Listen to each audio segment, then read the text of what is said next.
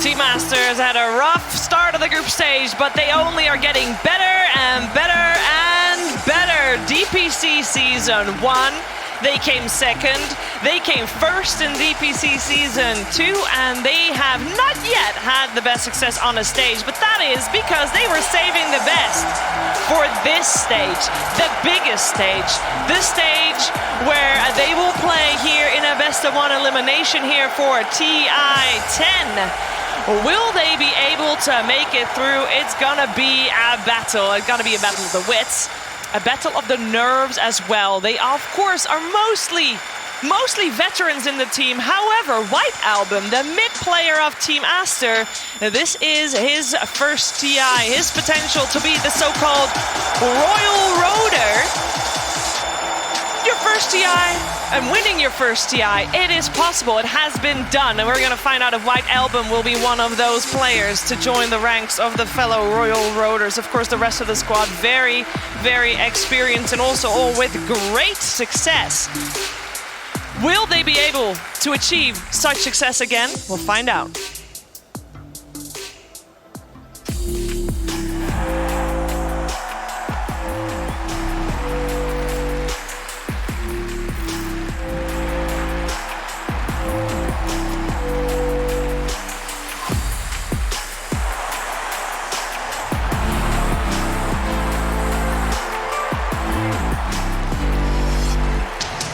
Quincy crew is also ready to take the stage here in the lower bracket, a team that many people were expecting to see in the upper bracket. They were doing so well in their own region. They did really great at the first major they attended. They did also very good at the Animajor, and so basically the odds were that they were gonna be really, really high up there in the groups. But during the group stage, something didn't quite click. They didn't really find their footing until the very, very end, but they did find it. It's important to know that they have improved, they have gotten better, and they are ready for their brawl through the lower bracket to make it all the way. Will they be able to do it? This is depending on Aster. It's gonna be one best-of-1 Quincy crew versus Team Aster, bloodbaths all around, and two teams with very different styles of play. To give you a little bit of insight into how Aster has been playing, this has been their road in the DPC.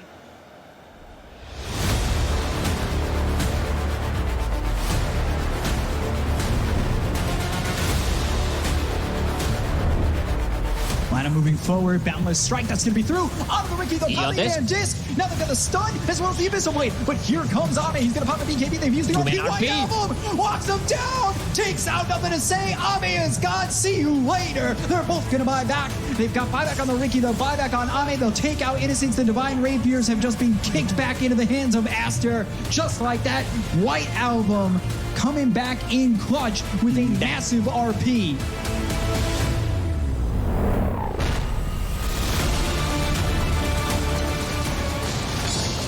Fissure. And the totem for distance. Whoa! Blowing up the Shroud and losing Lanham. They'll pop the BKB. They'll go after Monet. He silenced up. The right clicks in. The reincarnation is popped. White Album looking for an opportunity to come through. The BKB popped the Monet as well as Anjay at the system deep, taking a lot of damage here. Right clicks through. Sanity's drop isn't going to be enough. Blink slam from Borax is big. They take out Ajit and they'll look towards the Rex. XSS is falling. X-Nova soon to go. Fade right behind him with a foot in the grave. They will take out 4, and the only one to survive is XM.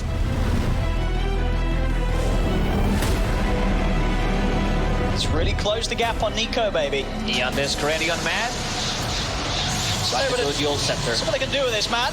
He's able to dive away. White Album just laying down the Dream Coil, stopping Alliance from initially chasing any further. They're still trying to go for man. They'll pop the Supernova. The arena's out. XXS is going to try and tell them because BKB is back up. He's able to get the spear connection onto Hanskin. Pins him straight over the wall. S4 comes in with the roar onto Monet. So they bring it down with Lanham. He's in. He's been able to find the black hole and everything. You found everyone. Doing Lanham again. Every single time. Yeah, Lanham is just too good at Dota. He just caught 4 people.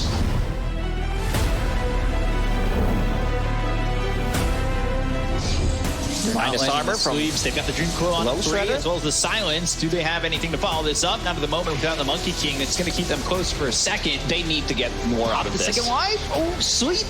All right, it lands. They've got the Monkey King back. Now the Static Storm. They've got the Super, the BKB Beam Pop. They go to the TP. BKB They have TP out. nothing to stop those TPs. They already used the glyph, so they get nothing. Man, what a play from Aster.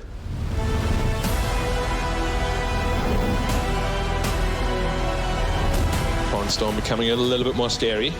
Oh, Fly again ahead of the rest of the team. Monet moving forward with the BKB Beam Pop. They've got the disarm on a Fly. They're chasing. They get him out of mana. They'll send to the boat. Early BKB here, committed. Early BKB, but going back in, looking with the Diffusal. They've got the arena in a good spot. They'll go to the Supernova. This is looking pretty decent. JT, though, he's already dead. Mortimer's Kiss is coming down on the Emo as well as Fly. They need to be careful. All they got so far was Lanham. Monet going forward. The Ravage on a 4. That's going to be... Oh, my God. Kaka's already calling good game. That is ridiculous. Kaka, Emo, they go down. Fly gone. And once the Ravage was landed, he called it. Yeah, they didn't even die or Didn't even anything. need to die.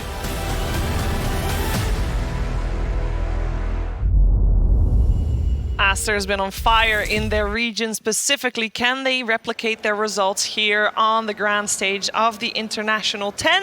That remains to be the question. Gods, this is a team of 5 players that for each player you can make a case of why they're the cornerstone. Who do you feel is the cornerstone for the team? I'll stick with the guy that we saw get interviewed, Lanham. I think just as the captain, as the guy who kind of put this team together, the drafts and tactics he comes up with are going to be crucial for them. And he plays some of these big kind of, game-changing heroes at times as well. We saw his Enigma highlights, so I think he's the guy I look to when it comes to Aster to really pull his team past the finish line. Yeah, 5 top 6 finishes at the International. That's nothing to slouch at indeed. How about you, Brian? Who are you looking for? I was going to say the same thing, so I don't actually know what to say now. I Go with the honestly carry think player. that was my backup, Monet. He's been around the block as well. He's been around for a long time, and I think experience is going to come into play pretty massively for this best of 1. As we saw last series, I would argue a little bit of an underwhelming performance from the carry side on Undying. No offense to Tomato here, but what I want to see is that they pick him a hero that he is comfortable carrying the game on. Because when you see those games, we saw the triple Rapier Monkey King game hyper late, you got to know exactly what you're doing, exactly what your timings are and power spikes, and that's the guy I'm going to keep an eye out for, now that I can't do it for later. Now, on the opposite side is, of course, Quincy Crew. Quincy Crew has been together for quite a while with 4 of their players, but their most recent addition wasn't that recent, but is Leslau, and he has been, well, apart from their coach, of course, Leslau's been the offlaner. What makes him such a good fit, Moxie, in this team?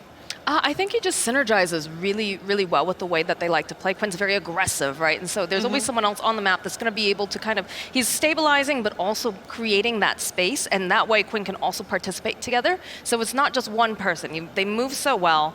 And you can see all the years of experience. Lelis, he was Laposa beforehand, was a staple of the SA scene. And it's really wonderful to see this international Dota happening. We're starting to see these overlaps of the South American and North American players. And sometimes, they start going even all the way over to Europe, which we saw in the DPC as well. So indeed, it's a good player. Yeah, and this is actually his first international. I mean, he's very experienced, but on the international stage, a freshling, a newbie. Here, Gods. The other side, we got White Album, also a newbie. How big of an impact do you feel like that has on the players? I think for some of the young players, often you see these veteran captains really try and seek out the young players. Often they're going to play with less nerves, more fearlessly, just because they're kind of too young to know better. Obviously, the most memorable being like Sumail when he first won TI, but I think there's been a lot of examples where these really young players just seem to not get as affected by the pressure as much as others. If anything, I look at the players who seem to be affected by pressure. I look at players like Quinn, who's really underperformed this tournament. Some of the players who've been around a bit longer, and you have a bad tournament or two, that's going to be in your mind when you're playing at TI. It is indeed going to be in your mind. Quincy Crew, they have improved a lot. I think one of the things that I mentioned was that their most recent change is the coach. Kezu only added pretty close to TI, you'd argue that maybe there's not enough time for a coach to come in and actually make a big difference. Brian, what do you think of adding a coach this close to the international? It's a little bit questionable to me just because a team like Quincy Crew hasn't had too much international experience. Yes, I know they were at the majors, but I feel like they didn't get to show what they're truly capable of in their strategy so far. They've been bouncing back and forth, and I think that's a factor of they came in the tournament with not exactly the perfect meta idea, and I think the coach does pay off in the aspect of the adjustments that they made towards the end of the group stage that made it look like they had a bit more of an identity. Yeah, and there he is as Kezu on your screen. One of the things that is very similar for both of the teams on stage is their position 5. Obviously, we mentioned Lanham already. He started out as a coach for this team, specifically for Aster, and then turned player just over a year ago. And now he has a coach with him, Mad, but if you look it up, Mad is actually not listed as a coach. He's listed as an assistant coach because Lanham still coaches. Now, when you're thinking about Quincy Crew, for a long time, this team did not need a coach because they have SVG, now LOA, who is the coach. And he has been coaching Quincy Crew from the position 5 role. And so maybe, Gods, you could consider Kezu not the coach, but the assistant coach? Absolutely. I think that's a really good point. I don't imagine Kezu's coming in. He's not the guy who's going to be in charge of the draft. It's LOA who probably has the final word. He's still the guy in charge. It's still, his team. I do think we saw in his interview they are a bit more democratic than most teams. It's not like the way that it's structured with some of the Chinese organizations where you have the one guy who's drafting, who's in charge and kind of, moving the chess pieces around. With Quincy Crew, it's going to be more that collaborative, like players kind of deciding what their own hero is going to be and everyone having a voice when it comes to the draft.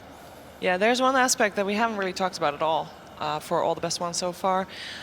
This game, one best of one Dota game, could be 20 minutes, could be 70 minutes. One Dota game, extra $200,000. And I mention that specifically for this game, Moxie, because Quincy Crew is one of the very few teams that does not have a official sponsor. Like they're their own team, right? How big of an impact has that? I think that definitely puts you at a bit of a disadvantage, but you have to remember a lot of these guys have been playing together for so long, and they also have a very capable manager as well who's been able to assist them and sort of, figure out what they need. But it's not as comfortable, right? The idea that you don't have someone, necessarily paying your bills if things go not so great. I know that I asked them during one DPC, I said, what do you guys do? Do you guys have to work? And they were like, no, we can't do that. We'd have to, that'd be insane. We're playing so many hours of Dota. If we had to work on top of that, we would never be where we are. And that's a hard difficulty for them. Yeah, extra pressure to do well here because an extra 200K means you can play Dota for that many more years, right, Brian? It's a thing. Yeah, it's not just the 200K that you get for the single victory, but they could go deeper. Yeah. Why stop at the 200K? I mean, it ramps up pretty fast. Yeah, absolutely. I think all these players, they're one of the teams that felt the TI being delayed a year the most. Not only is it the fact that they're not sponsored, but they got stuck in NA in terms of not being able to go inter-regional competition. Yeah. And I think that did hurt them a lot, but hopefully we're going to see them bring something, make it so they jump over that hump because they've come so close. They were at the Anna Major, they lost 2-1 to T1, they lost 2-1 to VG. It's not like they're playing out of their league or something like that. They're just so close, but can they finally make it there? Extra difficulty though, Gods. Brian just mentioned nice scores, but that was all 3-game series. This is a best of one. Yeah, and best of one means a lot more pressure. I'm sure they're going to be looking at their group stage and thinking, we didn't play the best, but the good news is they ended on a high. They won their last 4 games, so they're on this nice winning streak. And just seeing them around at the event after that last day, it just felt like there was a sense of calm suddenly around them that didn't exist the first 3 days. So, we're kind of talking about how Aster is maybe the favorite coming in, but the hope for Quincy is that they really did bounce back because of that last day where they played so well. Well, I will tell you that both of the teams have tied some series in the groups, but every time they tied, and this goes for both Aster and Quincy Crew, every time they've tied, the first game was the one they lost. So we know these teams can adapt on the fly in a series, within a series. Can they already preemptively know what needs to happen in order to win a best of one, as we see a monitor being torn apart here on the message. Everything's under control, guys. Don't need to worry. There's only $200,000 on the line. We'll make sure that all the players feel comfortable enough to play to their heart's content and then play the best Dota that they've ever played, because that is what is needed in a best of one to be able to make it to the best of threes. Then you can breathe a little bit more, right, Mox? Oh yeah, I love best of ones. I really love them. Like it's awful, right? As a fan, you're watching and you're like, oh God, you know, the entire time your heart's going up and down. But like you really see just how passionate and how like hard these teams are playing. Like these players, they want this. They're hungry. It's TI-10. We haven't had TI in, you know, quite a while now. So this is their moment. I love the feeling and the energy and every part of it, even the very nervous bits. Yes, I think we noticed that first during the qualifiers for TI for all the regions. Is like, oh, there seems to be like a click with these teams to just, they just take it that next step. And that next step is what we are hopefully witnessing here today for both teams on stage as well, because this is it. We've seen both of these teams grow throughout the season, and both, Brian, have come up with a very similar story. They did good in their region, but they still yet to prove it here at this TI. What do you think about Team Aster when you were watching them during DPC themselves? Like, were you expecting to see them here in the lower bracket? Yeah, I think they were consistently the weakest China team. Okay. Even though they came first and second? See, the thing is, I feel like consistency is what is required to win the DPC season. You're playing across multiple weeks, and that just means that if you bring a consistently solid game with like a refined plan, you'll probably do pretty well. But when it comes to these big tournaments, you're going to have to step it up a notch. You're going to have to maybe go outside of your comfort zone, play situations to win where you could have maybe played more conservative and safe in your league play, and I think that's what they're lacking. And there's just a few teams that really bring that X factor, especially as a team like Team Spirit, for instance, who I think have had a little bit shakier performance throughout the course of the year, but I think their highs are much higher, while Aster's average is probably above average. It's just not quite high enough if they're going to keep playing at that same level. Lanham even mentioned in the interview where like a lot of the teams who won their DPC region did poorly. We saw it with Alliance. Quincy Crew won Season 2 and did poorly on LAN. We've seen it in various regions that winning the DPC leagues doesn't always translate to success on a LAN tournament. Yeah, the DPC league for Quincy Crew, even though it looked great. In case you missed it, we have actually got a recap for you from their DPC performance.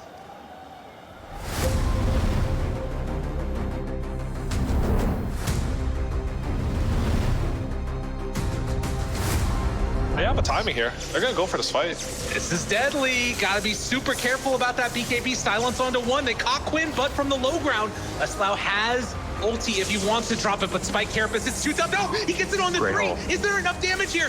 Trying to get that stun follow-up. Takes down Ice Ice Ice. Looking for crit now. Oh, and they do have him in their sights.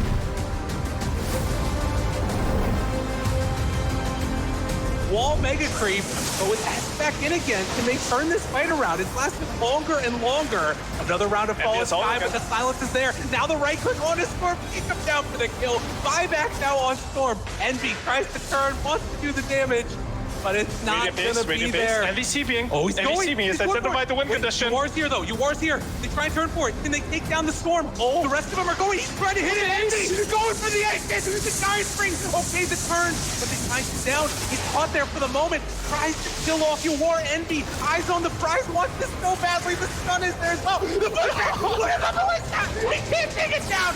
Raffle. I can't believe it. The ballista is keeping him off of the ancient. The greatest neutral alive in the history of Dota. And they don't get thrown. Leslau is in the base. GG is stalled. Quincy Crew. They take it down.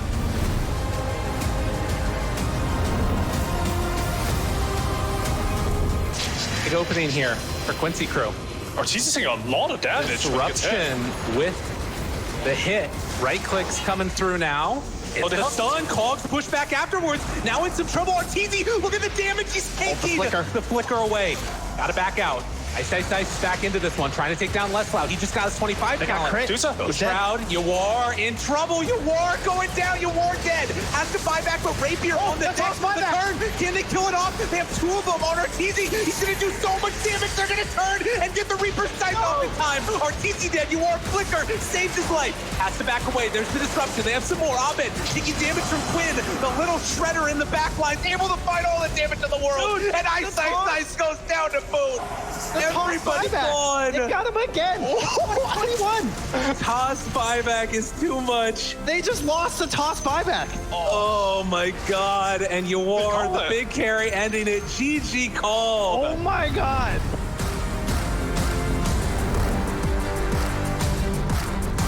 Still able to keep the spirits high here despite dying in the start of the last fight. And then all in all, they may have lost the team fight, but they managed to start to get back over towards the pit before Roche falls. Quinn, can he look for a steal? He's going to head into the pit. They put the Liggers. Quinn, he's able to do it. He's able to do it, Quinn. He gets the kill. He's out with the Remnant. He takes the Aegis.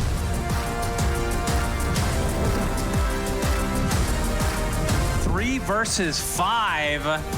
And I do believe that this is going to be GG in No Ping's favor. Matthew? Ravage. See the Ravage onto Viper. They have the splitter at the follow. He gets forced out. The Sunder save. Nice Sunder. Beautifully done into the Satanic. So Yawar is very safe and sound as Dark Magoo looks like he's going to go right-click down. Can No Ping actually finish this? The Ancient not quite low enough to actually go for this. HFN pops the BKB. Trying to go for all in here. I don't think he's going to get it. And Quincy crew looks like they're going to somehow win this game. I don't even understand what I watched.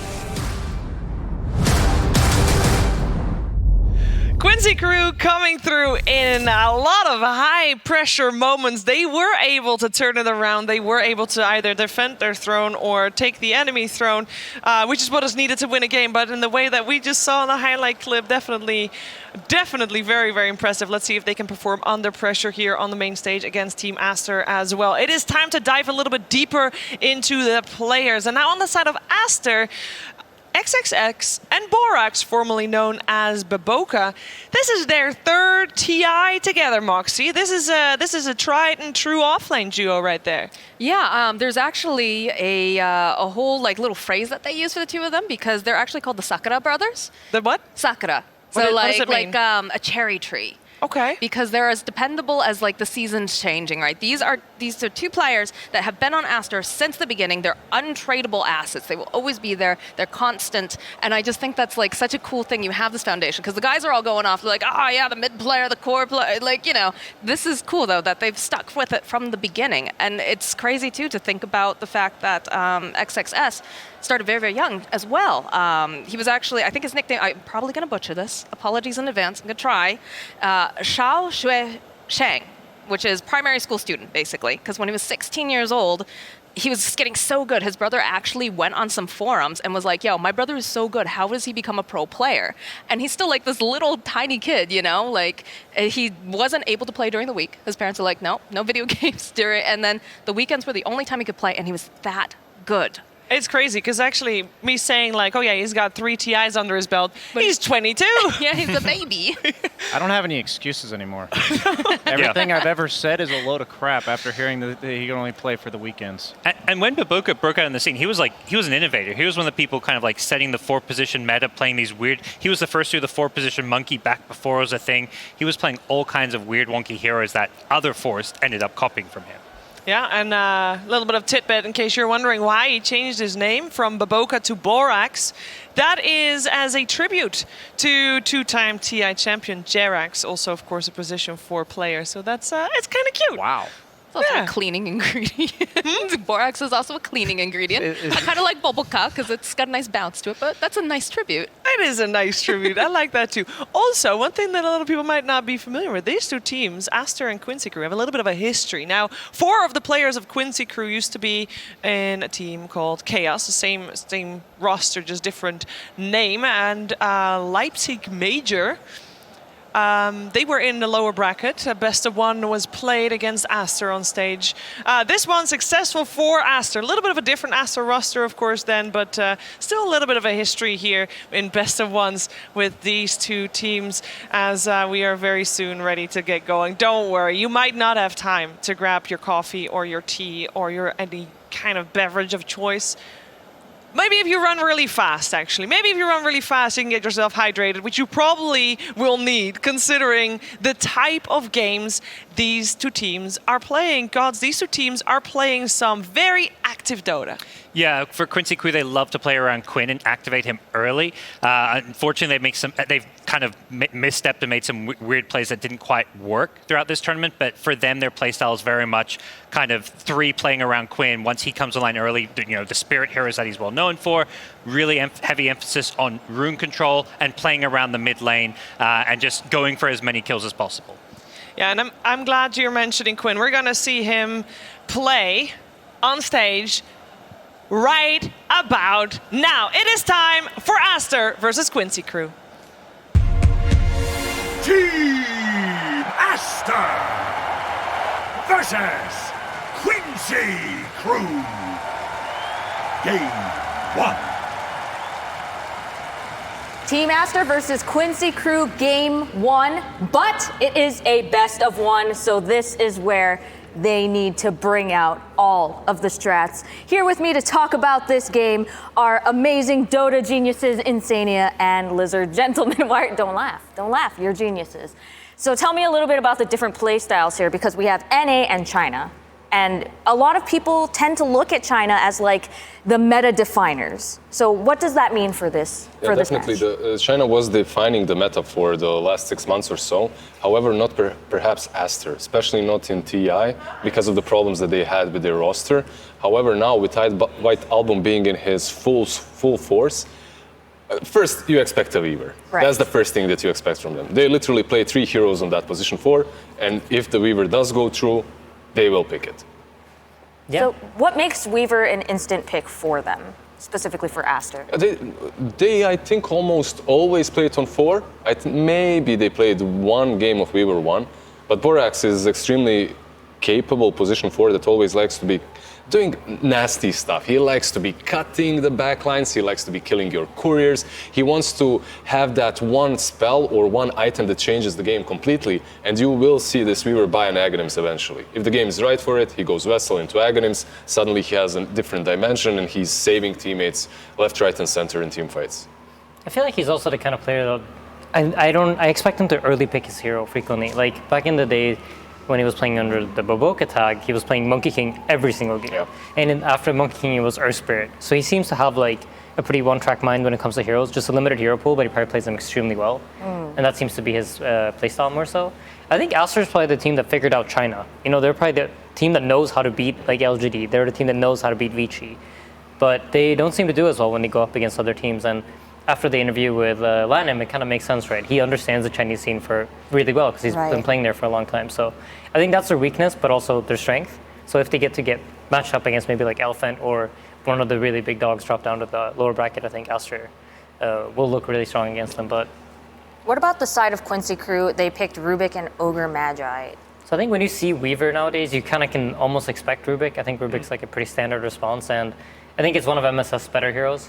And I think what they realized throughout this tournament was that they needed to put MSS on more comfort heroes and heroes where he can shine more and he can play more according to how he wants to. And when it comes to the Ogre, he's just a stable safe laner. He will buff up one of the heroes later on if you have anyone that benefits from that Bloodlust, which they, I assume, will have. But most importantly, he will be that strong force at the safe lane, which will prevent the offlaners from actually having a good time. Meanwhile, Team Aster actually first phases Storm Spirit. This is a throwback to not only the last series, but Singapore Major, right? Storm Spirit was picked up quite often, even in the first stage.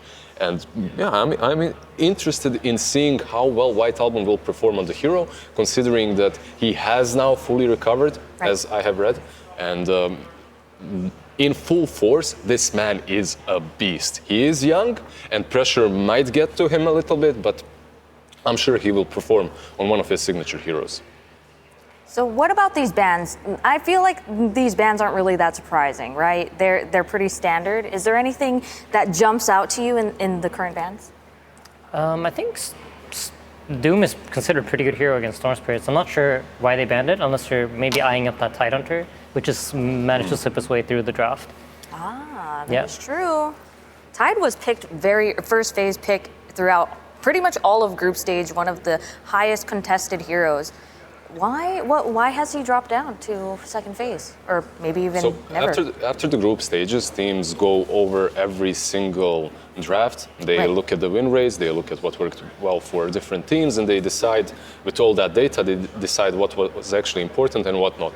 Here in this game, I already see that it could be a decent tied game from Team Aster. Also from Quincy Crew. So either one of these two teams could pick it up. I think maybe it's a little bit even better on Aster because you have this minus armor combination between the Weaver and the Tidehunter's Gush. I think we see quite a lot of player-targeted bans as well from Aster. I think both the Medusa and the Terrorblade are specific Yawar bans. He played both these heroes really, really well in their last series against Vici Gaming. So I think that's specifically why they banned it. They probably think they like those two heroes against the Chinese playstyle. That's a very interesting point because Lelis, if you remember, he likes to be playing these Venomancers as well. And you really don't want to be playing that hero into a Storm Spirit and a Weaver, right? You don't want to be playing into any sort of a Spirit or a hero that can get on top of you without needing to buy that Blink Dagger or Silver Edge or whatever. So not only did they ban heroes that are good against Quincy Crew, but as you should, they're picking heroes that are naturally decent versus popular heroes that Quincy Crew is picking. So now that we have two bans that are specifically targeting Yawar, does that mean that, and they have two bans left, where do you think those bans are going to go to? Because there's still 3 heroes left on Quincy Crew's side. Well, I guess they're going to get picked, but what do you think is going to be prioritized now? I believe they're going to pick the Void Spirit, yeah. Oh, yes, genius. It's a really good call. You think the same. Amazing. Yeah, and there's no reason really needs to be added. I think it's very obvious to everyone watching why they picked the Void Spirit. It's not obvious to me. No, Can you explain to me? We saw this earlier, right? This was played in, I believe, the last series, and it seemed quite effective at killing the Storm. So I think Void Spirit, one of the advantages that he has against all the spirits or even the pucks, and the reason we saw it quite popular at the Singapore Major is you can buy the Yules into that instant stun. And these heroes that rely on escaping, like Weaver, like Storm, they no longer have the ability to do that, and it becomes very easy for Rubik and Ogre to follow up with additional stuns and secure the kills. You just get another semi-carry that's flashy and playmaker from the mid lane, and like you said, Void Spirit and Storm Spirit at the Singapore Major, I believe 10 out of 10 games these heroes were contested, either banned or picked. They really were. Which is interesting. I think Ember Spirit might have also been an option for them, but generally Storm Spirit is considered the big brother and the one that is generally easiest to play in these matchups. I think what's interesting is they're starting to draft more telegraph drafts, I've noticed, throughout the entire main stage. In the groups, you saw a lot of flex, a lot of not showing what heroes we want to pick, where we're going, what lanes we're playing, but it feels like the drafts are getting more and more telegraphed. So the only real flex that you see here from Aster's side is the Weaver that could be potentially ran. I guess a Legion as well, right? Right. We've the seen Legion that. and even Destructor to some extent. I guess you could see the Legion 5 Weaver 1. That sounds like a lot of flex. But most likely But it's considering fairly, how they yeah, play. exactly. Yeah. You will, most games, you'll be able to draw the conclusion that this is going to be a Disruptor 5, most likely. So when you're in Quincy Crew's position where you have the counter pick now, you can kind of like guess, like, all right, we can set ourselves up for a lane now against the Weaver to get a Legion Commander, which I think is, for teams like Quincy Crew, they tend to like to snowball a bit more. I think that being in that kind of position in the draft is a lot more comfortable than what they might have faced up against in the group stage a lot. And they go with the Spectre, a hero that has been extremely successful in the group stage on that position 1. I love the Aghanims build. We've seen it today as well. Actually, we've seen the fastest Aghanims at the TI on a Spectre with a 15-minute mark, something like that earlier.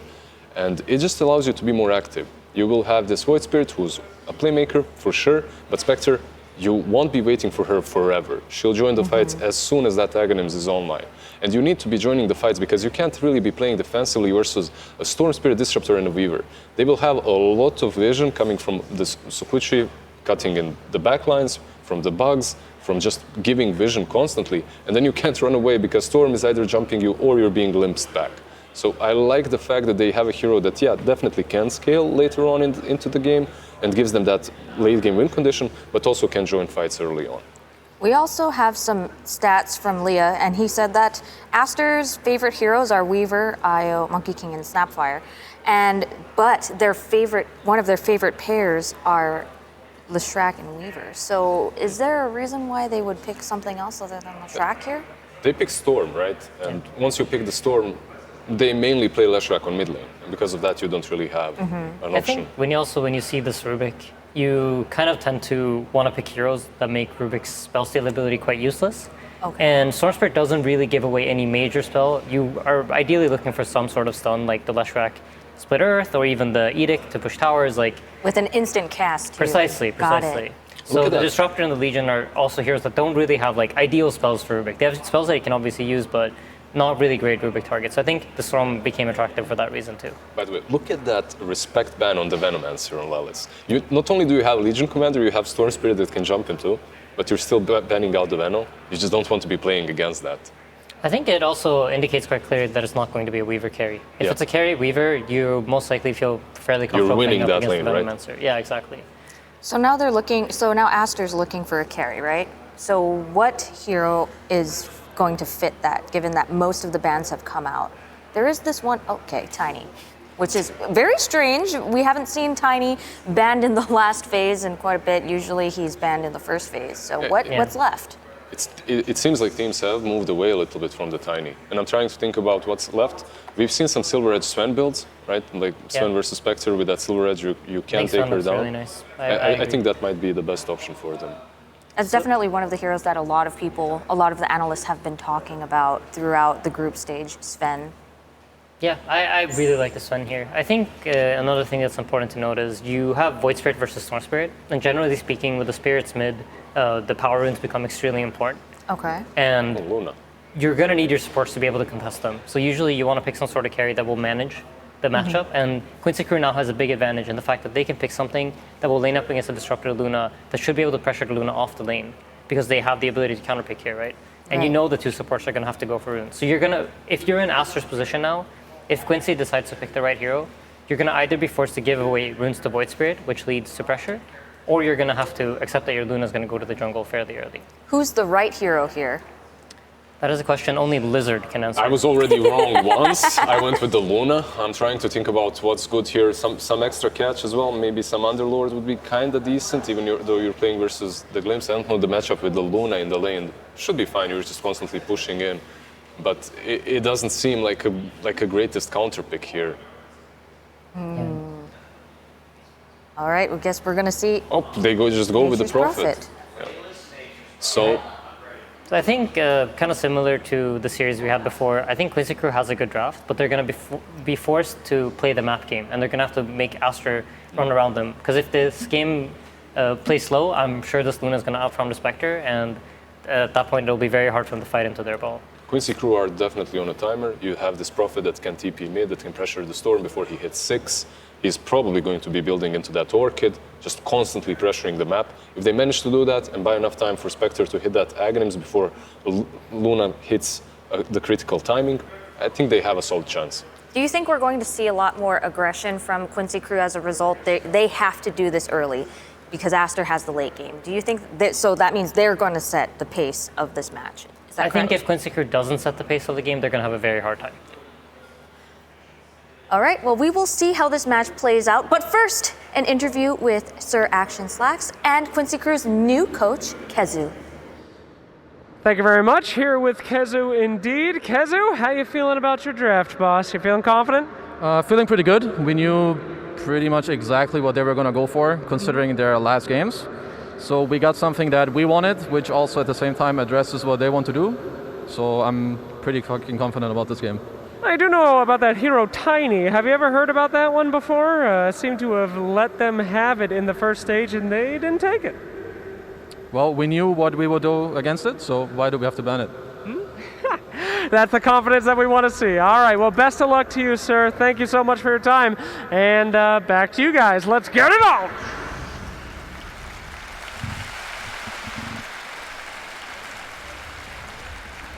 A confident Kezu is what we hear from the coaching staff. My goodness gracious, Trent. We're in game number 1, another game number 1, a best of 1, an elimination match.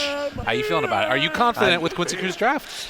Yeah, I think it is very similar to some matches we had earlier, and I love the way that Aiden has framed this game there. Thank you, Insania, because it really feels like you gotta make sure that you're not just being worked around this map here. And so Quincy Crew trying to find some map control near the end of that draft, particularly with the Spectre and the Nature's Prophet. So if they can get off to a good start, they have the heroes that will have that global punish in there. But if Aster start well, it just feels like their heroes are much easier to sort of like push this game forward in their direction into a snowballing victory. Very similar to the Luna that we just saw for Fnatic. I know, I was just thinking about that. Like, Luna didn't get a ton of play through the group stages and now picked in both of these best-of-1 elimination matchups. Maybe something to think about there for other teams going forward. But regardless, we'll have to see how it performs as Aster versus Quincy Crew. A lot on the line, and also two teams that really struggled throughout the beginning of the group stage and recently started to make a comeback. Both teams are coming in with some pretty good momentum in this.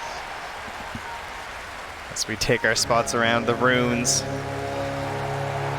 See if we'll get an actual brouhaha or just some fists being shook across the river by the looks of it here. And we once again have a Nature's Prophet. You know, another hero popping off here in the best ones. Now this time it's going to be the core Nature's Prophet, so a little bit more difficult to match that same macro map movement that you can see from Jabs on the support, simply because, you know, the core Nature's Prophet, he wants to make more use of his treants other than just blocking off the enemy camps. Yeah, you need to do a little bit more around the map, for sure. And getting that level 6, making an earlier rotation, definitely something to watch for. You can already see some of those voice lines coming out. Teams feeling themselves and wanting to get off to a hot start here. We'll have to see. I will say I saw MSS the other day in the sort of canteen area getting ready for breakfast, and he was super duper pumped. It felt like the entire team had a bit of a revitalization. You have to imagine for Aster as well, finally being able to get out of their rooms and play on this main stage. They're going to be feeling really well prepped and ready for this game also. Yeah, you know, Quincy Crew, they were kind of already at the rope of just like, oh, we might be done today at the group stage. And perhaps with Aster not having faced that, maybe Quincy Crew a little bit more relaxed coming into this, but we're also now moving on to the stage. And that has its whole new set of challenges with it. So saw a courier snipe right there that just happened a moment ago. The pull back as Leslau trying to put the pressure onto that Disruptor. Disruptor, an annoying hero sometimes to be played, running out there and throwing the Thunder Strikes on people. But also, once this initial pressure has been landed, that's can the be play, a little bit weak. Yeah, I hate that. I love playing Disruptor. It can be really frustrating sometimes when the opponent tries to pressure you, like you can see with the Treants, because a lot of them can't do anything about Treants. Like, you have no tool. Not, you know, the Enchantress last game, take a Treant. That's all good. So instead, they're just focusing down MSS and trying to burn through his regen, and that's really all you can do in this setup. He did a good job of it right there as he stepped just a bit too far forward. No boots right now on that Rubik, instead opting for a little bit more regen in that laning stage, and so just the Fairy Fire in case the trades come out. As far as the mid lane is concerned, White Album versus Quinn. So often, I feel like both of these teams kind of rely upon their mid laner getting off to a hot start and then play the game from that position going forward. Yeah, of course, in North America, Quinn is well known for his ability to seemingly force the rune to spawn wherever he is. And throughout this group stage, it felt like that wasn't really occurring. So I don't know if he's going to have some main stage magic here or something, but those runes trying to enable yourself, a Storm Spirit players always hunt for those, right? Your team's going to ward for the rune, because that's how you get your first couple big ganks off. As we'll see a stun get thrown out there onto Borax. XXS on this Legion Commander. Another one of those heroes that started to pop up a little bit more often with both the flex potential and, of course, XXS very accomplished on that one as well. Down bottom. Does look like there was a TP in, actually, so don't know if this is going to be scouted. The Borax movement. This is a really nice play because the wave's pushing it up top, so he doesn't need any help up there. And of course, that's a good go. Moving in onto Leslau, able to find him, trying to TP out, and able to get away. Not too bad there by Leslau. Well, the tree won't be feeding here today. Nicely done, Leslau. Good counting of the stuns to ensure he'd be escaping. And of course, for the Nature's Prophet, he can come right back in. A lot of heroes, that's a lot of punishment to TP out of the lane like that. Maybe just stay and try and go for it again, but Nature's Prophet always going to have that avenue to come right back on in. Well, and in the meantime, as you said, mid lane, White Album. Oh, all right, good. Careful, careful. As Quinn thought about going in more, Borax in the area reveals himself there, and now they're able to get in for that deny. So Borax making a lot of movements around to try and help out these other lanes. Yeah, could ensure the bottle is filled here as well for White Album, I'm sure. And the fact that Legion is not being punished for this at all right now. We're all coming mid, by the way. Wait a minute. LOA, he's like, all right, I'll come help too, don't worry. Oh, he's got top. MSS has got bottom. Oh, but he doesn't got it. Borax stole it right under his nose. But in the end, it's not for his mid, right? He didn't take the bottle or anything. Yeah, exactly. So that's a benefit at the very least right there for Quincy Crew. And you can see Quinn picking up that other water rune on the other side. Man, a very mobile early start to this game with Nature's Prophet and then Weaver just zipping around all over the place.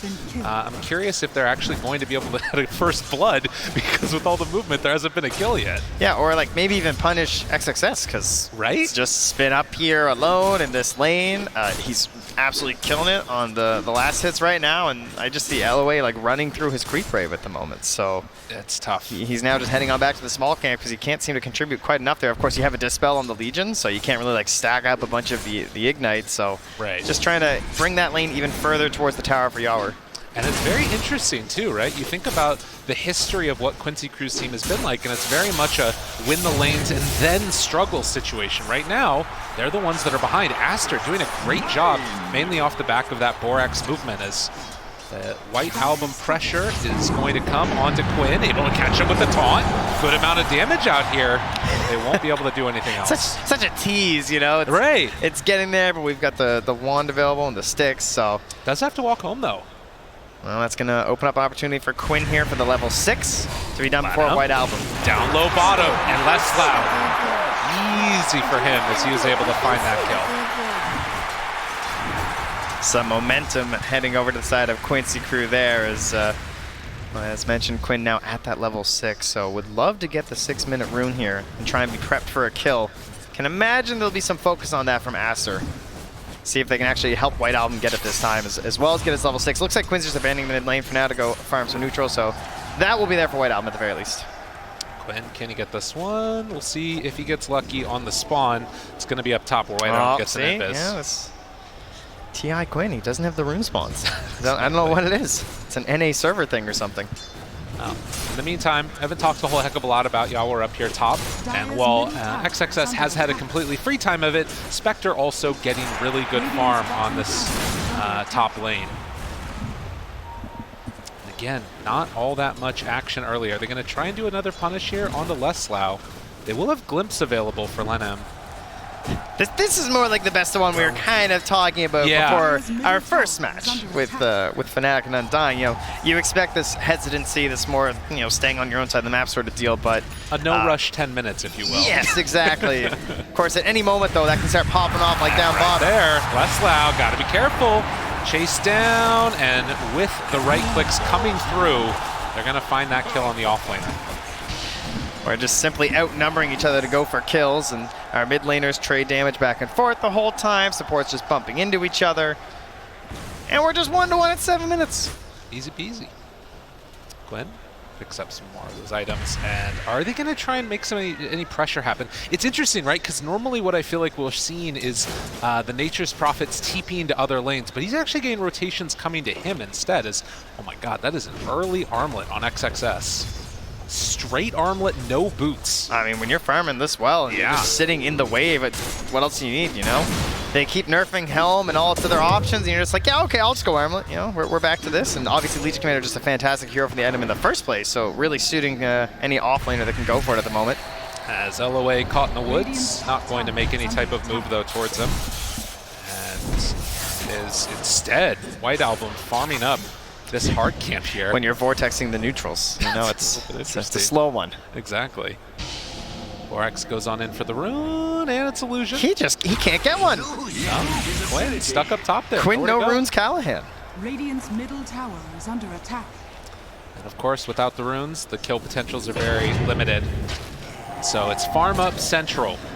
Where do we see that first movement? I mean, I guess that's one of the things is like, if there's not an overextension, it's really hard to find any type of action. Yeah, it's, maybe it's a good thing in the end that they're not diving too deep. You know, this Legion Commander, if you want a TP for a kill, good TP. That's a lot of mana used too. But, let's say you try and dive this Storm or dive this Luna. XXS is going to show up. He might be slow, but he hits pretty hard. Well, that was a fast hit. Nicely played by Leslau to come in with that ulti at the last second. Combos for the push, and now time to try and take that top, or rather bottom tier 1 tower. You can see immediately, Aster. You weren't wrong. It's top as well. So Huart will back out, has the Falcon Blade done, queuing up that Aghanim Scepter, and Monet wanting to stick around bottom. This is interesting. The fact that he's allowed to do this. I mean, Quincy Crew, are they going to commit to try and make any moves? With the ward down there, Aster feel confident keeping their position 1 in the lane. I imagine they'd love to make some sort of move right now, just because, you know, Yawar has the Haunt right now, he has the Falcon Blade. He's going to be working towards that eggs for a long time, so you wouldn't mind hopping in for a kill at some time. Do they scout the Luna though? Nighttime, so has that extra vision, and we'll see Quinn making the move. So that puts the signal on that time to back out for Monet, and will go to farming in the jungle. This is the nice part about having the Luna at this stage in the game. It sort of times up your nighttime vision with making sure no ganks come through. I feel like Death had so many good opportunities last game on the Legion Commander with the press of the attack, and XSS has been given another pretty nice game for it here, particularly versus that Nature's Prophet, because he's rushing that Orchid once more. And the Rune is up top instead, but the pullback is there. Trying to find a kill. Whiteout pulled in, and the Haunt is enough for the finish. Quincy Crew making some moves, and now keeps going. Looking in the jungle for Monet. Y'all were playing very just aggressively. a zone out, you know, I want this farm. That is a bold move right there. And the glimpse pulls back stolen, and MSS able to run down Lanham. Oh, denied that one as well, the regen rune. That would have been huge if they could have gotten that one earlier. Yeah, knocking me there for the Storm Spirit at the very least for Aster, so also hard to turn around some pressure like this from the Quincy Crew. And Borax here just kind of Shikuchiing through. Ooh, people moving in. Yeah, and that long TP, there's no chance that White Alpha can anything else done. So the Catapult going to do some damage to the Tier 1 tower, but then called off afterwards. And Monet still staying on that bottom side of the map. Yeah, not able to get the rotation in towards the Ancients quite yet either, of course, which Luna's love to do. Now, mind you, XSS does have that armlet, as he mentioned, so he's quite capable of farming up whatever he wants on the map right now. And LOA just playing bodyguard right now to Yawar's. He wants to kind of try and play down in that same part of the map that Monet is going for as well. So they're going to bring over White Album. And they decided not to. Okay, back to the mid. What's so interesting about this too is normally with Aster you'd be able to have like a big bank of Ancients queued up as LOA is going to get turned around upon. Although Quinn is here too, wait a minute. Are they trying to go all the way in for this? They find Monet, good amount of damage. Static Sword down, do they have enough to kill him off? Stolen Static Storm! Oh, they got their mojo back, and he secures a kill for them. And now the jump from White Album, lifted again. MSS backs away, and so too does Quinn. But he's going to be glimpsed in afterwards with the Simulate already used. In trouble, Quinn ends up falling. No duel for XXX. Yeah, actually, just got the blink in there too, so yeah. Incredibly quick timing here. XXS, the most farmed hero in the game, would have loved to get some free damage there, but that also just means now they probably still have a chance for a blink reveal. I'm not even sure if Quincy Crew noticed that, and they could smoke right up and go for that now. I believe also I saw a smoke get popped accidentally from Quincy Crew too, which that's not a resource you want to waste right now when you have an Orchid being rushed on your Nature's Prophet. You want to try and get to these deep positions on your support duo and allow that TP in to happen. Right. Well, and one thing at least that's to the benefit right now of Quincy Crew is if you look over on Radiant Ancients, these have been blocked out for a really long time. That Sentry Ward, they weren't able to get the D ward on it, and I think that Aster maybe thought that there were Treants that were blocking it or something else, but that's huge economic damage. Yeah, there's a couple of very frustrating blocking spots you can do at the back, so... And we'll have to go for the second Sentry. Monet finds it now, so the Ancients will be back to opened up at 13 minutes. Meanwhile, this smoke, half duration already gone for XSS and not finding a hero to jump. Oh, mind you, Quinn, though, will be a juicy target, and I don't see a good save here. Oh, he knew. He knew. Very aware. As they do have the Nature's Prophet Orchid done. So Leslau waiting for an opening where will present itself. And look who's there to help set it up. It's MSS already having the Shikuchi level 4 stolen. This is why you pick the Rubik into the Weaver. It's one of the reasons why Rubik is making a little bit of a comeback right now, because it's such an amazing spell to steal. And XSS will not find an opportunity to jump on him as MSS is already back to the mid lane.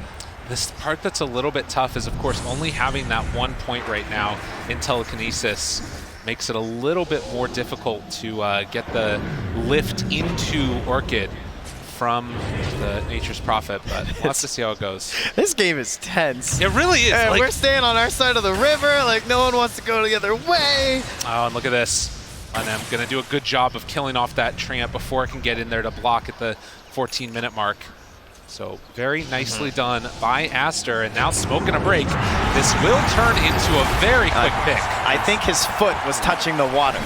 I think they're keeping their territorial waters sovereign right now on Quincy Crew, and of course very important to not allow your opponent to block out those camps, as you point out, because we're in a bit of a stalemate. And if you're just farming your side of the map and you have one less ancient camp, well, mathematically that's not good. That's mathematics. That's very as far as our math skills can go. That's true. NA Classic. That's Borax and XXS going to run through the river together, smoked, hoping to find somebody. And again, the Treants, they're off to do their job, locking out those Ancients. But will Leslau get caught? Walk forward, Borax jumps in, maybe able to save this one. Can he do it? I'm not so sure. Sakuchi through, Leslau lives. There's the Orchid, and now MSS trying to chase. Where's there? Pull back, maybe. Do they have anything to slow XXS? Will be able to get out of that one. Not bad at all. And at that, a 3,000 gold lead is starting to open up for Aster. And MSS missing it on the Shikuchi does now have the press the attack, so what you could actually see here is them baiting out Quinn. This is what you tend to do as Rubik, right? You take your spell and you hope that you have to rethink about like what your hero is. And Legion Commander players, of course, they love to try and bait out another core, right? Make him dangle him out there a little bit, as some of our friends would say. But I imagine that's what MSS will be looking to do with Quinn. Just don't miss the save. Absolutely. A little tip out there for you support players. They tend to not want to go for another dangle when you let them die the first time. You're not wrong. As Borax there. Great scouting. Yeah, can they get the catch? The taunt walks in afterwards. Press and the attack, baby. Nicely played. That Orchid reveal not getting what White Album hoped. It's MSS being the playmaker in this one. The panel talked about the fact that they felt like they wanted him on a stronger hero. We saw a lot of trees. No more trees. No more MSS trees. Rubik's the way to go. Yeah. And in the meantime, though, you can see Monet, top of the net worth. This Luna has been pretty much free to do whatever the heck she wants this entire game. And will we, of course, find a similar situation to our last match? Now, mind you, last game, like by now, with the Luna, you already saw so many group up plays, and they were just moving together as one, storming that tier 1 tower in the mid lane. Aster not able to find that, partially because of the great map movements here from Quincy Crew and just pushing out those lanes, but also just like the slightly greedier stance that Aster are taking. They're not trying to force it that hard. I do continue to worry about some of these gank possibilities for Aster. Easy pick off there, LOA, just catching the gank. Yeah, and that is okay as a support, to tanks in the ganks like that and try and slow down the smokes and the aggression as they try and hunt for your Spectre. But if they can transition this into an actual tower, that's where it becomes a problem. 800 gold away from the Aghanim Scepter for the Spec, which has so often been that big team fight winning and also sort of tempo increasing hero. We're absolutely ridiculous, and we have a combo here. We had the Storm and the Spectre earlier today together. Now we have the Storm and the Nature's Prophets. The Spectre and the Nature's Prophets. What happens is, of course, you haunt, you get the full vision, you can cast the ulti from the Nature's Prophet, you're going to try and find who I want to TP in on, and much like Storm Spirit benefits from that vision for initiation, Void Spirit feels the same way.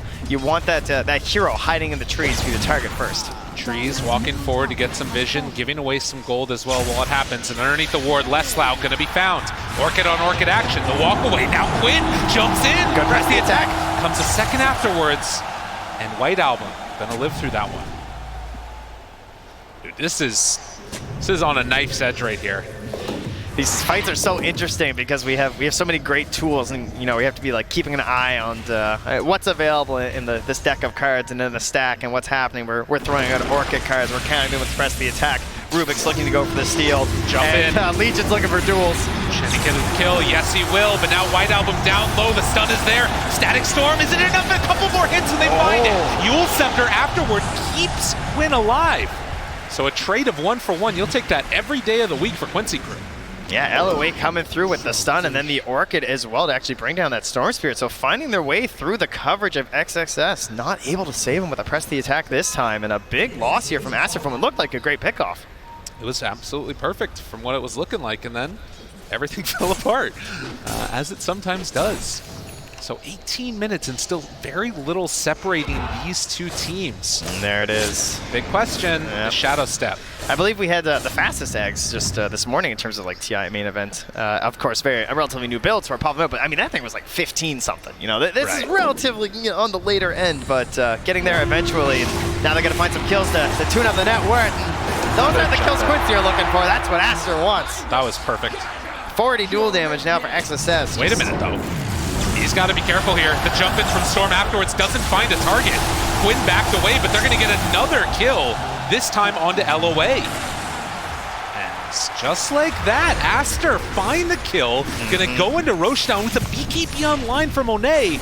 This is that timing you were talking about. This is a very different temperament than last game. Last game, they forced a lot of issues early. Instead, Aster been much more patient. They know they have excellent initiation. They can kind of wait for you to sort of approach them a little bit more, and then they're going to go for that really quick punish. Maybe they haven't gotten any tier 2 towers yet off of these kills, but going in for the Roche is really going to help that. This is exactly what they were hoping to do on Aster. This game is looking a little bit dicey there in the middle part, but now looking pretty strong in the next couple of minutes. We'll see how Aster decide to play. Denying the mid tower by Lanham. And what did Quincy do? They're grouped together like they want to fight, but interesting choice here as well from Aster, right? We often talk about Storm Spirit with the Aegis being this like amazing hero. It can really enable your mid game by taking this, but instead this kind of goes back to, again, putting the Luna in the front, right? They're really going to be gunning for this tier 2 towers by putting the Luna straight up there with the Aegis. And how do you play that fight as Quincy crew? I mean, you basically have to go for the backlines, which is not an easy proposition at all. No, when you have a BKB Luna and she's so fast that you try and go to the backline, she's going to get there. She's going to BKB, she's going to run at those heroes that you're trying to jump on, and you might find yourselves dead. And we've talked about how much Borax has been able to do in this game on the Weaver. Getting towards that Aghanim Scepter now, things looking very, very dangerous. I've definitely done him a disservice this game, considering he's only 1-1-3. I feel like whenever I look at him, he's shikuching somewhere on the map and just getting information, right? Yeah, it's not providing like necessarily like a ton of kills in the moment and everything, but he's delaying moves from Quincy crew. He's, I mean, they have amazing wards down as well from the side of Aster that he's helping like give Lanham the idea of like where to go to place those. And then you always got the bugs, max level now, and very scary when combo with the medallion. Look at that Radiant scan. They know they're right on top of them. And this is a smoke without Haunt for 35 seconds. So yes, you're gonna have the egg, so you can be a little bit more aggressive. But obviously Haunt, you know, gives you that real power force here. And when you're fighting into Aegis, they're not looking for all 5 heroes without Haunt. That's for sure. Ooh, this could be an interesting pickoff. But you can see White Album. It feels like he knows what's coming. I mean, again, those deep wards, right? Like they just have so much information about what they're up to inside of Quincy crew. So White Album will show in the mid, and as that happens, the rest of Aster starts to rotate towards the Storm Spirit. Playing safe as can be. At the same time, you're seeing Quincy crew not really lose out on that much on the map, it feels like. The lead is not expanding hugely, but maybe with this fight it could be a move. They're going to try again, right? You know, we stalled it a wee bit, but they're going to force the fight into that top lane. Still 2.5 minutes left on the Aegis for Monet. That's going to farm him towards the Scotty, and then they're looking for White Album to get that BKB. A death on White Album would definitely be a problem. XSS is going to have to make those big saving plays, but with the Blink and the BKB, expecting him to be there. Leslau's there, jump forward duel, couldn't get the BKB off, Static Storm, everything dropped. And with no buyback, there's no chance for Leslau to get back into this fight, but they're gonna take it nonetheless. Shadow step in, yeah, we're on top of one. Quinn backs away, Borax still there, and LOA thinking about walking in on this, as Aster have used a lot of resources. Yeah, impressive bit of a trade though, considering that jump. Yeah. You know, you'll kind of take that when it's an Aegis on the side of Aster. They're also somewhat okay with the situation as they've now garnered themselves an outpost, and they're also eyeing up Quinn here, but he's got a haste turn on Yule, so he'll be all right, barring some bad misstep when this duel comes back. The other thing I really like about that play by Aster is that they only used the 1 BKB on Legion, right? Like that is super useful. The ability to find these pickoffs, has 60 dual damage now on XXS, and not really committing that many resources. So 23 minutes in, 9-9, still very close game, but you can feel Aster starting to take a little bit more of a lead. Yeah, and Quincy crew don't have much choice other than just wait out this Aegis before they want to go for that Haunt fight. They still have some very terrifying tools. Their next big jump up Probably not until Quinn is able to go in towards something closer to like the Aghanims. For now, he feels like he might just need a Kyra, so he's not gonna have a massive jump up in power anytime soon. Oh, and Monet jumped on. The rest of the team is there. Press the attack. Down to about half HP. The glimpse back afterwards. Quinn has to be careful. Jump in, wants to find him. They get there with the duel right away. Pawn comes out. Quinn down low. Quinn is dead. Monet also in some trouble. They have Static Storm here for coverage too. What else do they have after the fact? They should not fight this. So that is going to be Aegis down. And Quinn gave up his life for that one. Has buyback. Oh yeah, and I love this too, just rushing right for the tower. Now, mind you, bottom lane, Leslau finding a trade, didn't like the look of that fight, so they have taken the tier 2 in the bottom lane. That is at least something for them, but Aster, again, I'm sure very happy that Aegis was running low anyway, and now they'll just come back down to the bottom and recapture that outpost here. This is the thing, you can see Quincy crew, it's just little pecks away at their net worth over and over again, and Aster starting to build up this lead. Oh, they're going to shadow step into this. Do they go for any extra fight? This is without Quinn. Yeah, the Glimmer Cape there too. So many defensive tools from Monet, just shoving them in the front line and daring Quincy crew to engage fully. I mean, this is looking maybe a little desperation-y if they try and go into this direction. They do have Glimpse stolen from the Rubik, but now the turnaround and finding LOA, he's going to get caught and he's going to get dueled and killed. And Quincy crew not really sure why they were chasing there. It was a long chase with little payoff, but again, it's the wards killing them. They saw Leslau just go up top. There's a ward in their jungle, spotting that he couldn't actually come through because he TP'd in up there, and his TP was, so obviously he's not gonna be able to like use the TP scroll to get down to that fight too, so easily able to jump onto to LOA without much fear. I mean, Trent, I'm gonna be honest, like, as oh, wait a minute, Monet, press the attack. Looking for more Quinn, Yule Scepter, Static Storm down, in trouble, and Quinn caught again! Ends up falling. XXS doing so much damage. I was going to say that you look at Monet, he is so incredibly strong right now, but really XXS is the one that's winning these fights, whether it's the press the attack or 100 duel damage at 25 minutes. I mean, this is scary. It's the whole team. And now it's going to be Borax there too. Like, Lanham's covering him with the Glimmer Cape. He's got that. You got the press the attack from XXS. Now they have an Aghanim Scepter from Borax, so I don't know how they kill people. It is very, I mean, you need a hunt. You need to see where the Weaver is. You need to target. You have to burst down the Weaver first, right? 1700 HP, has the Aghanim Scepter. You have to hope you can get the full disable off, but again, you know, they're going to be focusing down on you. So the way that Aster are just playing right now, grouping up together and pushing, you just have to look at last game of Fnatic. You saw how that can win a match very quickly and why it's so hard to deal with. Well, and Monet continues to farm, getting towards that Scotty next. There's going to be a window here where, like, oh, wait a minute.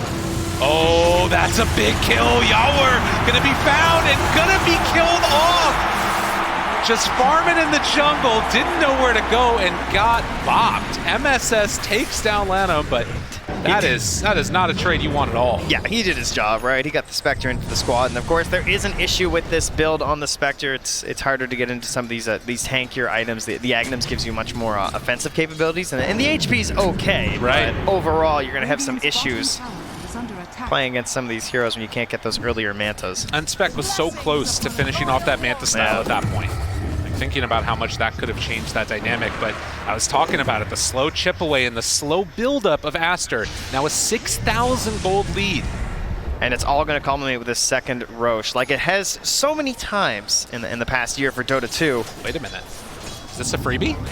Lift up, jump in, White Album, what you doing? The team's coming, though. I don't know about that one. I mean, look at the wards that he's got around him. He felt like he was safe. He felt like this was just a safe area where he could farm and finish out his BKB cooldown, right? There was still like 20 seconds left. Well, very well played by Quincy crew to take advantage of that and get through those wards. And what would be really crazy if it had been a super fast Roche. But unfortunately for Quincy crew, it's going to be 1 minute and 15 seconds till it returns. So for Aster's sake, they will have the return of White Album for the Roche fight. What a big engagement. Like, that kickoff right there changes so much about this game, it feels like. You get a huge cut into lead and now some amount of control over the game. But this, a DD for Monet. And you're actually allowed to, you know, hit creeps right now. If that Storm's still alive and you're missing heroes, you're starting to walk back towards your base. And core heroes dying obviously has a massive impact on your economy, much more than just the kill bounty. But, it's Luna, you know, Monet been the stalwart driving force at the front of this bus. now up to level 20, has the plus 100 Lucent Beam damage talent, and is looking towards a Satanic. And when that is done, and if the Aegis is claimed for Aster, you've got to imagine they're going to feel so confident moving towards that high ground. Well, it is going to be a fight and a half, depending upon if Quincy crew will be able to contest for that Roche, as Monet's still the one up front and center. They needed this Silver Edge done on Leslau. Like, Quinn is playing this this very mobile and around the map sort of hero, sacrificing his own farm. He's not going for the next big item. He's not going for the eggs. He's not going for the BKB. He just wants the Sange and Kaya. He's piecing it together one by one through all these little pickoffs and mostly these little deaths that he's also finding. But now the Roche is there. The Shard is up. And how much information do they have on Quincy crew? Not a whole lot, but they are swooping in behind. They've got the right movement. Come quick enough though. The movement just a bit too late, and with that, Aster get the Aegis and Shard. The Treants do spot them at the very least, and of course that Shard going to be given right over to the Luna, so it's going to be the bonus attack. And Aster, they're not messing around. They want to run right into this one and take this fight. Quinn, the smoke breaks right on both of them. The jump to the backline, finding Lenham, but there's the Prestige attack and the time lapse. Both of them used. Maybe a fight that could work here. They used everything on this last round. LOA walking away, but going to fall. Okay, that seemed okay, but they still don't want to go for the jump in. As you mentioned, many tools used by Aster, but if you don't actually go for the haunt and you don't bring in the Nature's Prophet, I don't think they're really going to get that full punish on that you might want. And Aster very confidently running it down your mid lane. And what is the plan here from Quincy crew? Because they're going to start knocking on the door mighty fast. And this hurts. This one hurts a whole heck of a lot. Leslau's pushing bottom. This is his answer. Hoping to get a little bit of a counterplay. Don't know how well that's going to work, considering it's a Luna, but does have some Treants to spawn to pull back in, time lapse. And that's only a 20-second cooldown. How do you punish this? It's incredibly difficult, but you can see the counterplay right now from Leslau. He's taking that bottom tier 3 tower. And Yawor's even staying nearby, too, of course, has some help that he can be globally available as well. So Aster, the push and pull here, and they're not sure where to go. Man, Leslau keeping him in this game, though. You can see this pressure down bottom has completely forced back Monet. TP's right to that top lane, too, but White Album quickly there to clean that up. So I envision now we're going to start seeing some side lane wards from Aster. I feel like they're going to want to try and go for these pickoffs onto Leslau because he's got a massive target on his back after little plays like that. And has he gotten himself towards that Silver Edge? He is getting there. And, of course, that's where you really got to get things together for the big damage kill. Smoke up again from Aster. Going to start heading back towards mid. Now, all of the lanes have been pushed out, but not super significantly. And in fact, top has got a bunch of Treants that are there. With that dual cast range talent, they're so much bolder on the Legion commanders. They're willing to jump a little bit more blind. Doesn't see anything at the moment. Yeah, no wards in the area right now. Their main wards over in the dire triangle, but don't need wards to see up towards this high ground. They also see a very annoying Nature's Prophet on their bottom lane here too, so they're just going high ground. And this is going to be quick. Monet press the attack, the pull back in again, catches onto a creep actually, and now the lift up. So they will focus down these racks, and nobody else from Quincy crew can really make a play to contest this at the moment. When Luna gets ahead like this, you have to get something on the opposite side. Yeah, and all they can do is just take back the outpost and throw the Treants at the high ground. Still no contest here from Quincy. They're going to let the racks fall.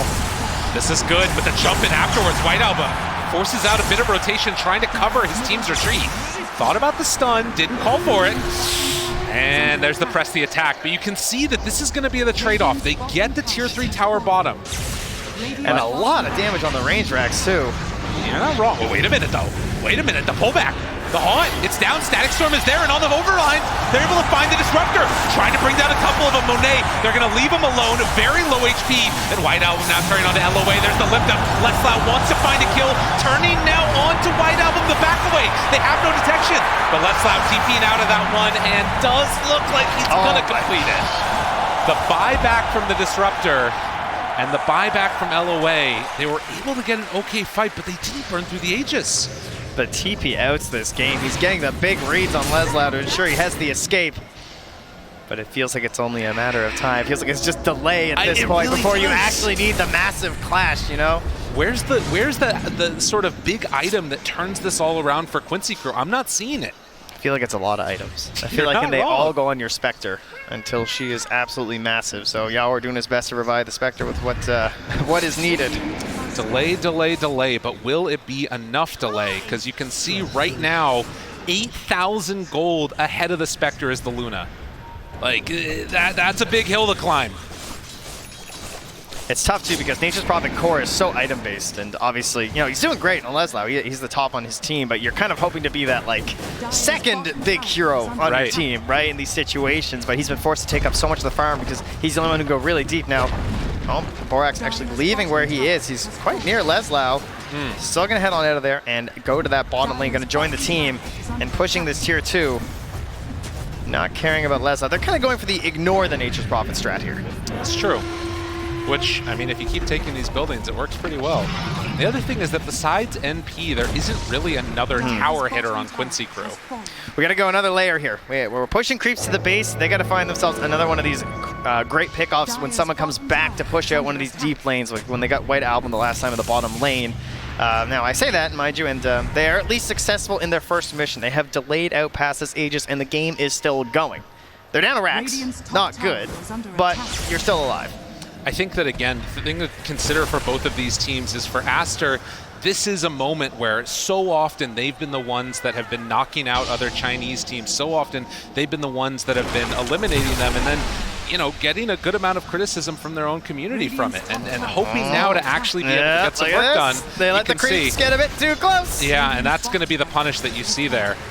So hoping to finally actually get some results at this TI would be such a win for Aster if they could make it happen. Again, though, this great vision from Aster. A little technical issue here, but they know where Yaor is right now. They know he's farming up inside the jungle, so right at his Ancients. Could potentially see some movement there. Currently, their lane's in an okay spot. We got creeps all the way down through that bottom lane and doing all right in the mid as well as pushing out top lane too. So could see a smoke here from Aster in a moment. Definitely, and obviously want to make sure that all these players are able to play at the highest level, sort out these technical issues as quickly as possible, and get back into the game.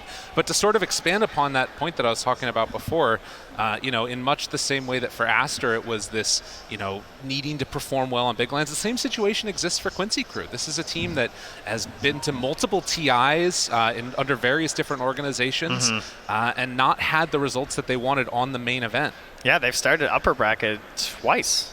And both times they were knocked out by OG. And this is the first time that they're going to have to be coming in through that lower bracket and be in a situation where they would go out in the best of one's elimination unless they're able to turn this back around here. Best of one Dota. It's one of those things that just, like, the pressure of the moment. You can't even imagine what it's like for all these players to be working at this point for 2 years and have it all defined potentially for you, whether it's success or failure within the scope of just this one game. It's potentially devastating or amazing.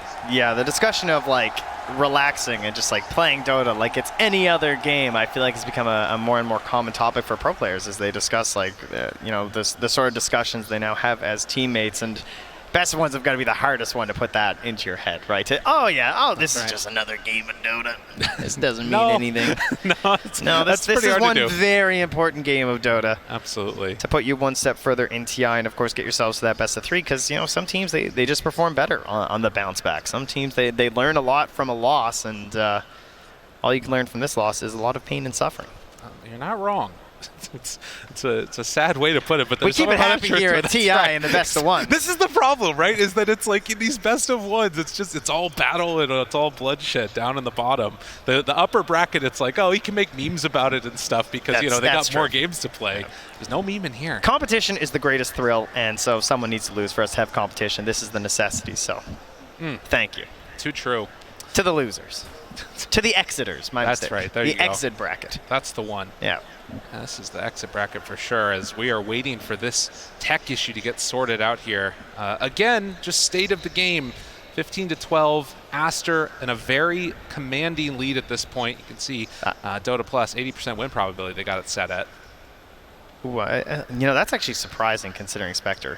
Usually you get a little bit of a buff there. Maybe that is with the buff. It's not a good side for Quincy crew. Usually it's like 10% kind of over the how you might actually feel. But then, you know, Spectre, of course, famous for many comebacks in very recent TIs. So could find themselves in another one on that long list of successes. But it's going to be tough, and MSS, he's feeling it. And this is good. Keep the mood light here. Exactly. Right? You got to make sure everyone's staying engaged.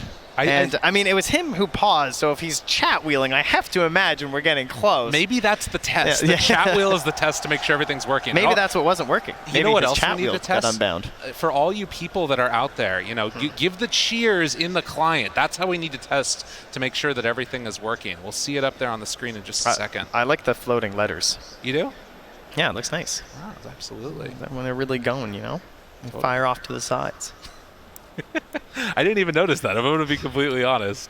There's more focusing on the game itself. But yeah, it's sort of this, again, oh, look at them. There they go. It's only the NA broadcast, though. I don't know if the Chinese broadcasters listen to us that much. I don't think they're listening to us. No. I think they have more interesting things to talk about. Yeah, I think that it's worth, again, reiterating just like how strong of a dual save you've got on Aster at this point with the Luna up front and center, and how important this Aegis is. And they're going for the triple save play in a sense, because rather than going for that ever discussed Aghanim Scepter, Monem currently at least is actually eyeing up a BKB, which I love. Okay. Because that gives him everything. Right? I mean, eventually there's going to be a Basher, but if you can force the Basher, or the Abyssal Spectre, to jump on you as Disruptor, you've already done your job. Yeah, I'm completely happy with you at that point. Yeah, it does feel like he has just sort of stood as such a strong stalwart force in this one. Lanam being able to, force either the fight on a bad term. I think, again, about that Yawar kill inside the Dire jungle when they're running up there, got the glimpse back, get the kill. Whatever the case ends up being, this is that hero that can punish mistakes in a way that it doesn't even sometimes feel like you made a mistake. It was just, I was just trying to farm there. And he got caught and killed.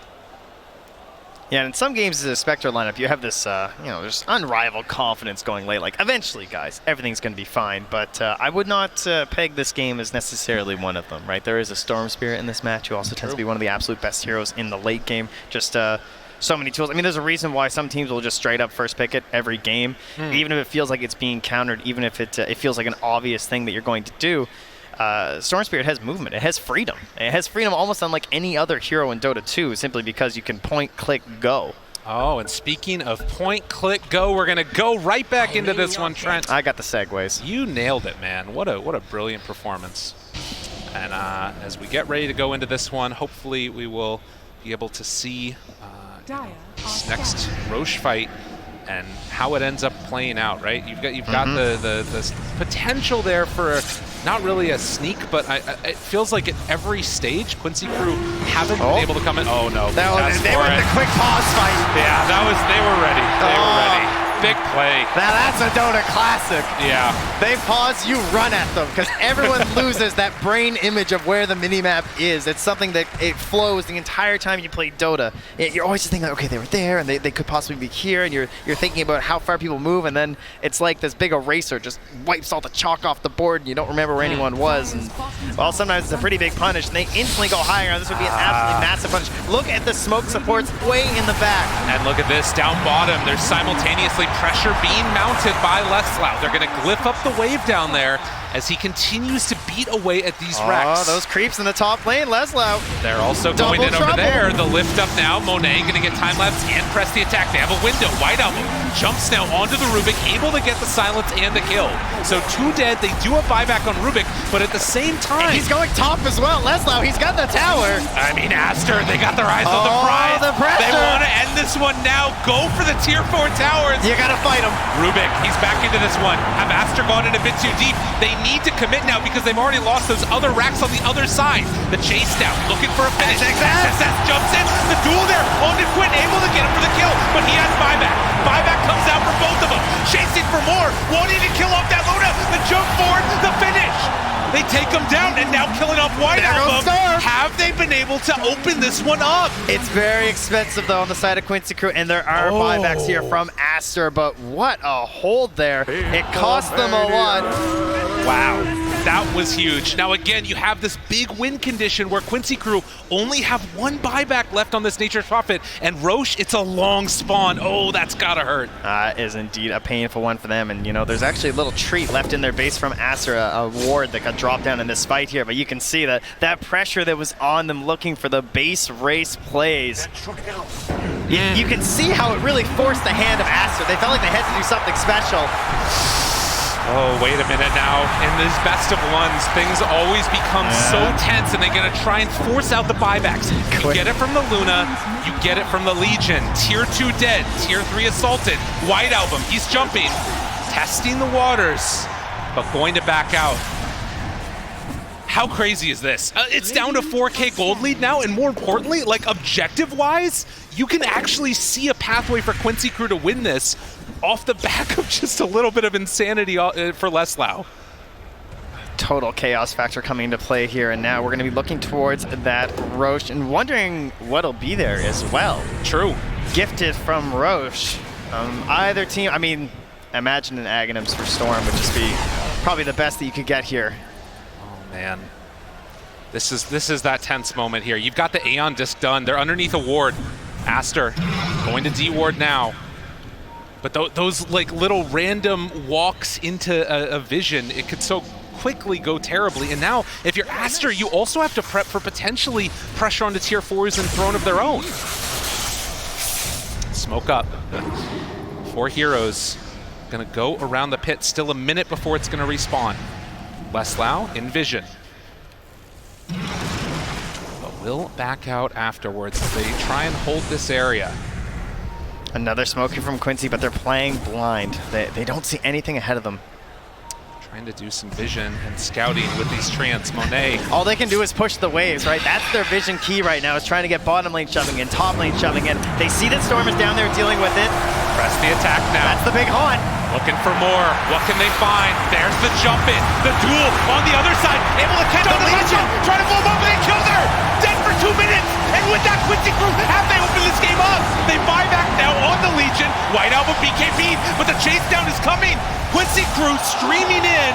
And White Album, where you going? As they run him down through the mid lane. Get the silence. Quincy They're dead crew. with no buyback. Unbelievable as they got their eyes set for these Tier 4 towers. The emotions, they're just staring at each other. They're not sure what to do. The call's been made. They're running for the Tier 4. Look at Yawar, he's ready. He knows he's hungry. He wants to win and to move on in TI. As the Tier 4s will fall Aster. How quickly things fall apart. GG. Easy for Leslau. Unbelievable play on the Nature's Prophet to put the pressure when they're coming to your high ground.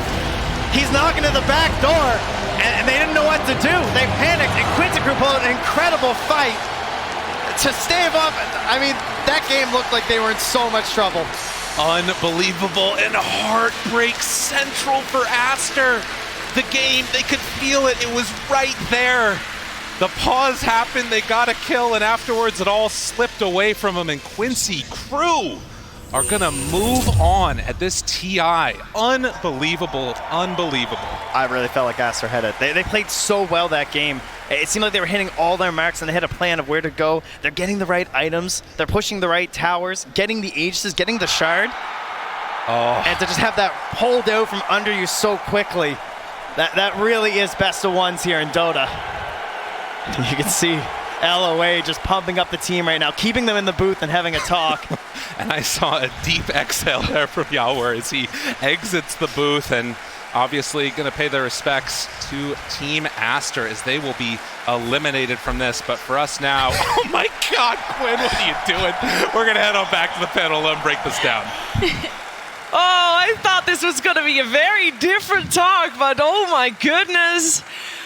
This is forged in the fires of NA DPC. He just takes his headset off.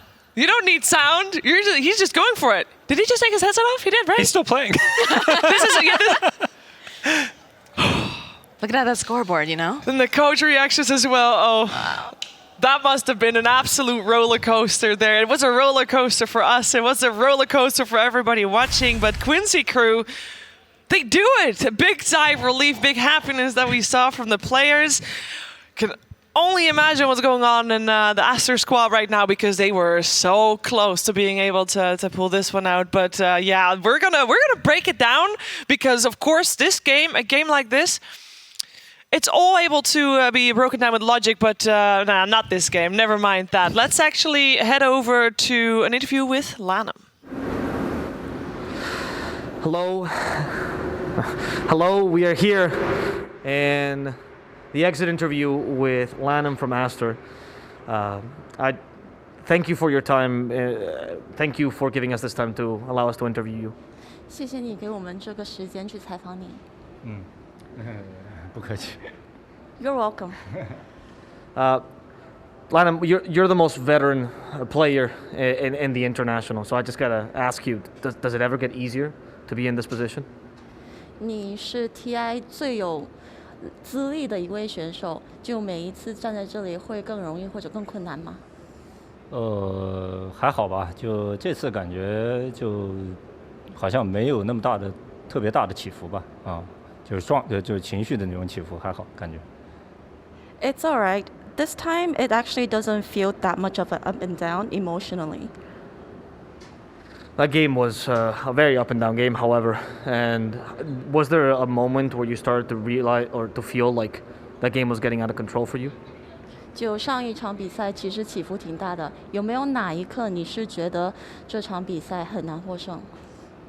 没有吧，就感觉就直到最后我们买活死了以后才感觉有点难打的，就是之前其实都还好的，只不过我们就是感觉我们对对面的带线处理的不是特别好嘛。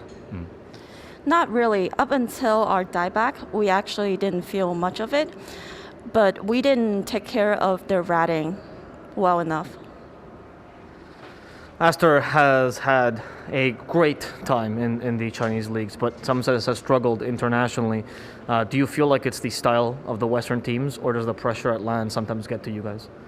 Aster 其实在国内成绩非常好，但是每次对上国外队的时候就稍微有点弱。想问一下，是因为国内赛区国外队伍的打法的原因呢，还是到了线下比赛感觉到压力呢？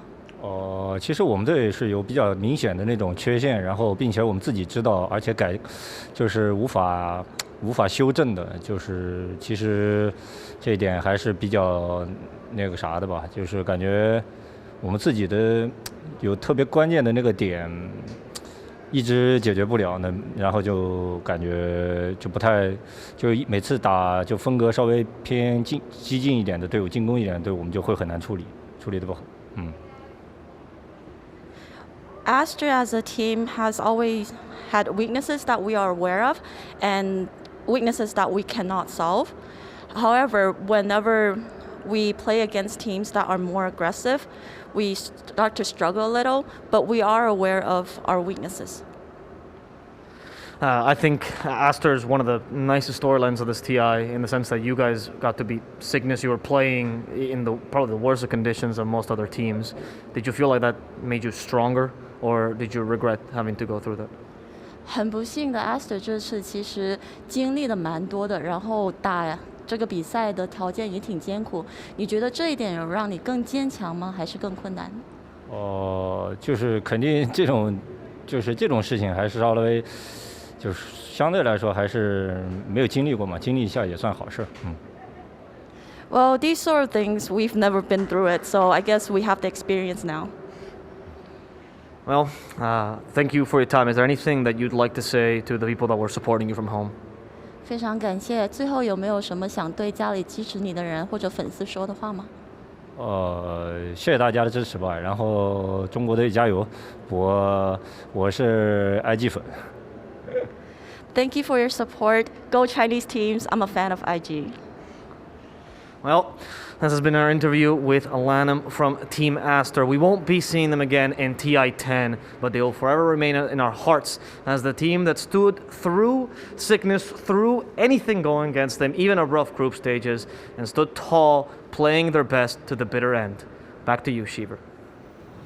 Thank you very much, Avo. Indeed, they played their very, very best, and they came so close. But as you heard Lanham say, they were not well enough equipped to deal with the split pushing. Moxie, I know you were very excited to see Leslie Nature's Prophet there, the key figure. Yeah, definitely. Brian and I both saw that pick, and we were like, that's like his best hero right here. Always on the couch. He's like, I don't know. And we're like, dude, is Leslau. This guy is so good at this particular row. And we saw him ratting, and we're like, oh my God, you know, Brian waffled a little bit. He was like, I'm 86% sure they're going to win this. Then went down to 27, and then it went back up to 86 again. But, and you were 100% the whole time. I was You had full belief. Full hopium, guys. I'm like screaming, like slapping the desk, you know, because he's the last of the Brazilians here in TI10. So, you know, vai Brazil. I know that you weren't the only one screaming. We saw Quinn scream quite a bit there too on the main stage after that victory, and it is Jake sitting down with Quinn right now. Hello. Quinn. One of the greatest games I have ever seen. One of the best comebacks in BO1. I'll be real with you. I don't have any questions written down for you. I thought you guys were done. I had 15 Aster questions, buddy. How are you feeling after that? I feel pretty freaking good. That was a nice win. I mean, you're more calm, cool, collected than I am. There was a moment, the pause in the middle. You guys were down. You were looking out. What changed in that moment? How'd you bring it back? I don't think anything changed, to be honest. I think we were pretty chill, and we knew we had some item timings coming up that we can fight with. Their Aegis is wearing out. Like, I think we were pretty okay.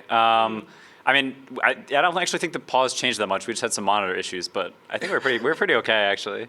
Well, that's good to hear. So, you trusted in the rat. You knew your boy in there with the Nature's Prophet. He was squeaking around. He was squeaking. How much was your heart pumping when that Luna was coming at your face? Did you still believe in the rat? Yeah, I thought when they were going Thrawn that we were going to win the game right there. Really? I mean, we have buys on 2 cores. It's some like 8v5 or something. So you think they just got a little too close to it? And I mean, they're getting antsy because this Furon is hitting their base. He just squeak. They can't do anything. Oh my goodness. Well, sir, you're done with the BO3s. The BO1s. You're on to the BO3s. America is safe for now. On your back. Are you excited to be out of BO1 town? Yeah, for sure. I mean, we're just taking it one game at a time. I think we already hit our all-time low in the group stage. So, you know, it's only up from here. I think we all feel pretty, you know, carefree and fancy-free. So we're just out there just trying to win one game at a time. Well, that was truly one game at a time, and it was an amazing performance. Thank you so much, and man, I'm so jazzed for you. Congratulations. Anything out there to say to the Quincy crewers that never gave up, the real members of the crew? Real OGs, seems good. Haters, so bad. Hell yeah. Back to you guys.